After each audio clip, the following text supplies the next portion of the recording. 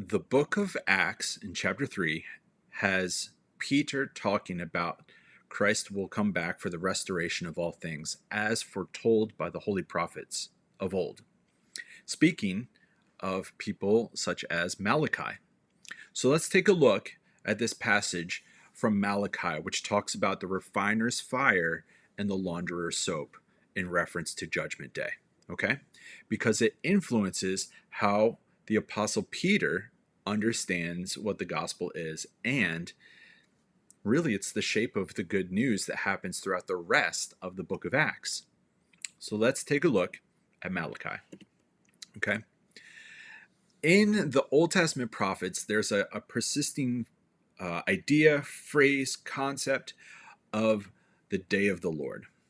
And it's understood sometimes in colloquialisms as Judgment Day. Okay?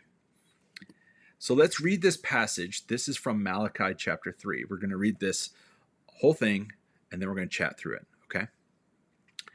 It says, I will send my messenger who will prepare the way before me. Then suddenly the Lord you are seeking will come to his temple. The messenger of the covenant whom you desire will come, says the Lord Almighty. And this is where it gets good. But who can endure the day of his coming? Who can stand when he appears? For he will be like a refiner's fire or a launderer's soap. He will sit as a refiner and purifier of silver. He will purify the Levites and refine them like gold and silver. Then the Lord will have men who will bring offerings in righteousness, and the offerings of Judah and Jerusalem will be acceptable to the Lord as in days gone by, as in former years. So I will put you on trial.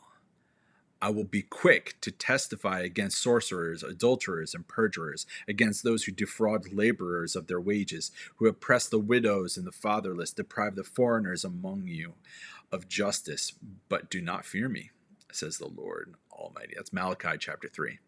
Okay? Now, the question is right there at the front. Who can stand? Who can say, I do not need to be refined?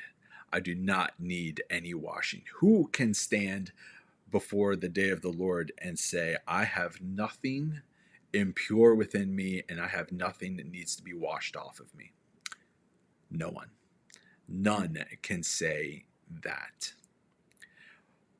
But there's two important things to notice in this Old Testament prophet. Refiners do not throw out the whole clump of metal.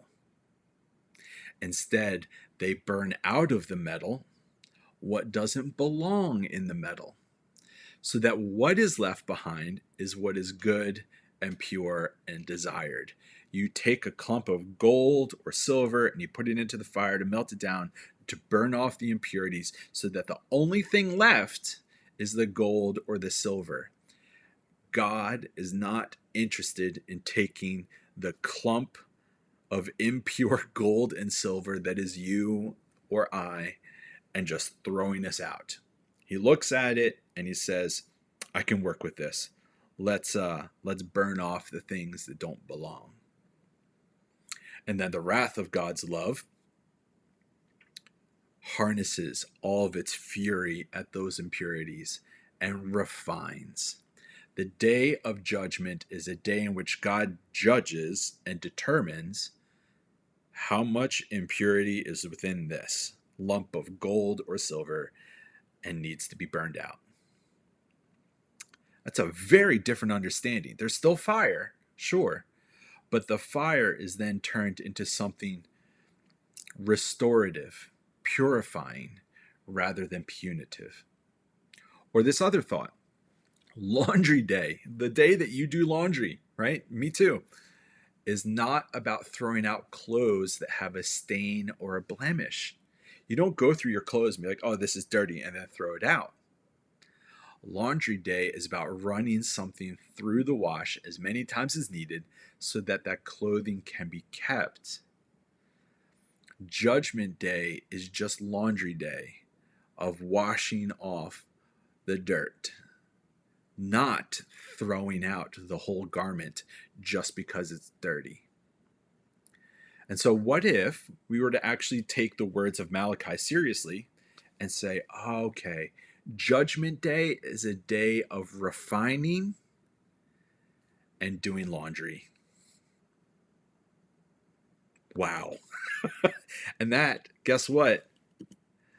That's a very hopeful, restorative, healing passage. And it's in the Hebrew scriptures, which usually people say is very violent and vindictive. And this deity is holding retributive punishment over us, ready to slam down on us. But actually, it's a refiner's fire, it's a launderer's soap.